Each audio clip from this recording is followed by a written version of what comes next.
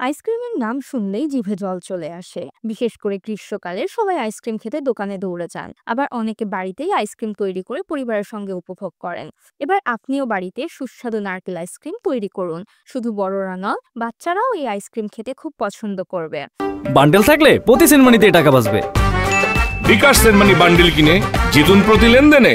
যদি আইসক্রিম তৈরির কথা ভেবে থাকেন তাহলে আসুন রেসিপিটি জেনে নেই। খুব সহজেই আপনি নারকেল আইসক্রিম তৈরি করতে পারেন। প্রথমে নারকেল ভালো করে কুচি করে নিন। এরপর মিক্সারে দুধ এবং কনডেন্স মিল্কের সঙ্গে 1 কাপ কোরানো নারকেল ভালো করে মিশিয়ে নিন। এবার একটা প্যান চুলায় বসিয়ে গরম করুন। প্যানটি গরম হওয়ার পর মিশ্রণটি ঢেলে দিন। ঘন না হওয়া পর্যন্ত ভালো করে ফুটিয়ে নিন। মনে রাখবেন দুধ যাতে পুড়ে না যায়, সেজন্য মাঝে মাঝে নাড়তে হবে।